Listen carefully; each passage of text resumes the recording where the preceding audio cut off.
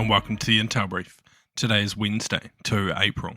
I'm your host Daniel, and today we'll be covering Greece has announced drastic defence overhauls, India and Pakistan have exchanged fire over an incursion attempt, and the US seeks the death penalty for Luigi Mangione. So firstly, the Greek Prime Minister has announced sweeping military investment plans, committing approximately 25 billion euros through to 2036, describing it as the most significant defence transformation in Greece's modern history. In an initiative aimed to modernise the country's outdated military infrastructure, which has suffered under the austerity measures of the 2008 to 2017 financial crisis. The investment will fund advanced technologies such as anti-aircraft systems, drones, and satellite capabilities.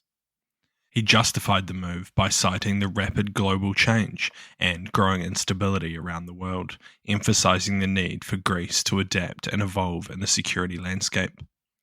This announcement aligns with ongoing US pressure on NATO allies to boost defense spending.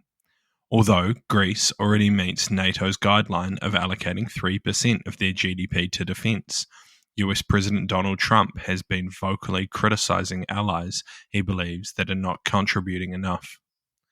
The timing of the announcement also coincides with Trump's impending decision to impose tariffs on countries abroad, which the Greek leader warned could severely disrupt the global economy. The broader context reflects a shift in Europe towards increasing military investment amid geopolitical uncertainty and transatlantic tensions. So what? While this is a positive move in the current era with significant geopolitical issues around the world, it is possible that the increase in military could lead to further friction with Turkey, which Greece has long had challenges with. While they are both NATO partners, Turkey could see the increase in capability as a threat and also increase their military presence on their southwest coastline.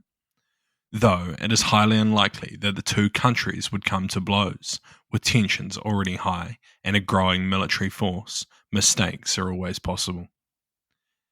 And next, Indian and Pakistani forces reportedly exchanged gunfire on Tuesday in the Indian-administered Jammu and Kashmir region, following an alleged incursion attempt. According to Indian media, a mine blast occurred during a Pakistani army patrol along the line of control, which was followed by what India called unprovoked firing and a ceasefire violation.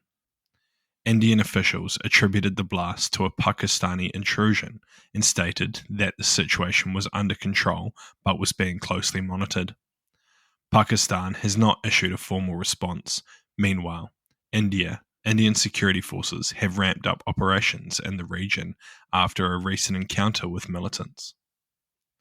This latest skirmish highlights the ongoing tensions in the region, which has been the site of deadly clashes and militancy for decades.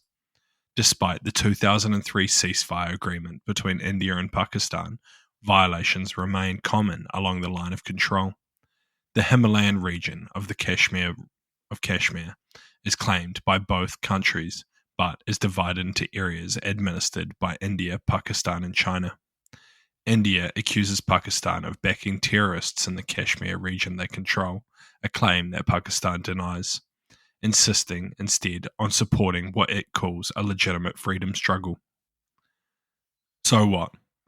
As I mentioned in a recent YouTube video, this border is of specific concern and is an area of constant geopolitical tension between two nuclear-armed nations. While it appears likely that this was just a one-off incident and has now passed, there continues to be the risk of significant rapid escalation. The scary part is, with India significantly outmatching Pakistan in terms of size and modernization in their militaries, their trigger point for using nuclear weapons, which they have stated, is much lower. Even though the risk here is likely past, this region should not be taken lightly. And just before we go on to our last story, we're going to have a quick word from our sponsors. And lastly, the US Attorney General announced that federal prosecutors would seek the death penalty for Luigi Mangione who is accused of murdering the United Healthcare CEO Brian Thompson in December 2024 outside a New York hotel. She described the act as a premeditated, cold-blooded assassination and labelled it as an act of political violence, suggesting it posed further dangers to others.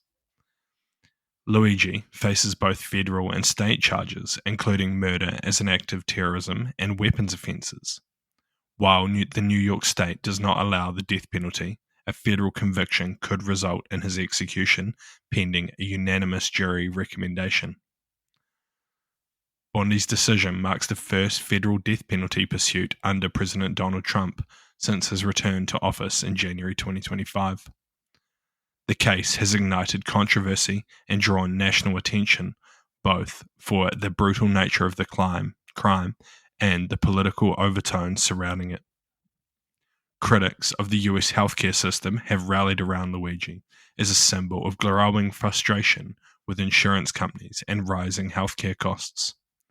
His attorney condemned the death penalty move as barbaric and accused the federal government of hypocrisy.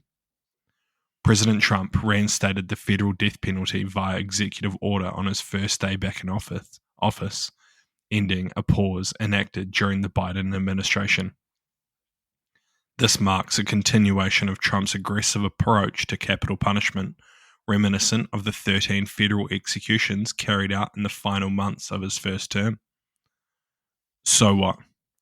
This was a bit of a surprise to everyone, though it appears likely they want to make it clear that assassinating a senior businessman because you disagree with the company's practices is not something that will be tolerated.